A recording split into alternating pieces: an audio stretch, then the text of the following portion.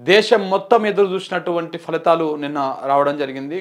So ఉత్కంఠభరితంగా జరిగినటువంటి ఫలితాల్లో దేశవ్యాప్తంగా చూసుకుంటే ఎన్డీఏ కూటమి మరొకసారి అధికారం చేపట్టే దిశగా అడుగులేసింది. 300కు సీటు తక్కువ వచ్చినా కానీ అధికారాన్ని చేజిక్కించుకుంది. కాకపోతే బీజేపీకి ఇది భారీ స్టెప్ బ్యాక్ అని చెప్పవచ్చు. ఎందుకంటే గతంలో సింగిల్ లార్జెస్ట్ పార్టీగా ఉన్నటువంటిది 303 సీట్లతోటి ఒక బీజేపీనే అంటే ప్రభుత్వాన్ని ఏర్పాటు చేసేంత బలంగా ఉన్నటువంటి బీజేపీ ఈసారి ఆ పార్టీ 241 సీట్లతోనే సరిపెట్టుకోవాల్సి వచ్చింది.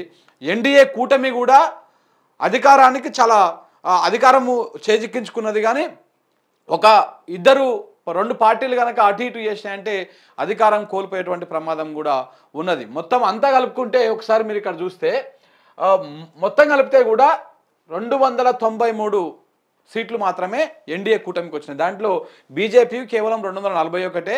అంటే పోయినసారి కంటే ఇప్పుడు దాదాపు 60 సీట్లు మైనస్ అయినాయి. పోయినసారి కేవలం బీజేపీకే 303 సీట్లు వచ్చినాయి. బీజేపీకే 303 సీట్లు వచ్చినాయి. అప్పుడు ఎన్డీఏ 353 సీట్లను గెలుచుకున్నది. ఇది 2019లో.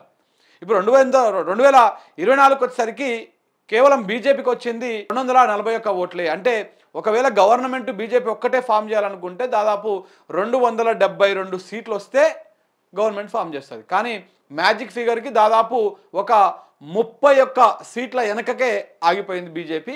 ఎన్డీఏ కూటమి మొత్తం కలుపుకుంటే ఇప్పుడు టీడీపీ కావచ్చు, నితీష్ కుమార్ కావచ్చు, ఇట్లాంటి వాళ్ళు జేడీయూ కావచ్చు, ఇట్లాంటి జేడీఎస్ కావచ్చు, ఇట్లాంటి వాళ్ళందరూ కూడా ఎన్డీఏ కూటమి కలుపుకుంటే అధికారానికి అధికారం వచ్చిందనమాట. 291 సీట్లు వచ్చినాయి. 291 సీట్లు వస్తే 93 సీట్లు వస్తే ఇందులో కూడా ఇప్పుడు టీడీపీ నితీష్ కుమార్ అనేది చాలా కీలకంగా మారిందంట. ఇద్దరు కనుక ఇక్కడ టీడీపీకి 16 సీట్లు వచ్చినాయి ఏపీలో, నితీష్ కుమార్కు 12 సీట్లు వచ్చినాయి. ఈ ఇద్దరు కనుక వాళ్ళు కానీ ఎన్డీఏ కూటమి నుంచి బయటికి వెళ్ళొచ్చి కాంగ్రెస్తో కలిస్తే ఎన్డీఏ గవర్నమెంట్ కూడా ఏర్పాటు చేసేటువంటి ప్రమాదం లేదు. అందుకే వాళ్ళిద్దరూ కింగ్ మేకర్లు అయిపోయారు ఇప్పుడు ఈసారి ఎన్నికల్లో.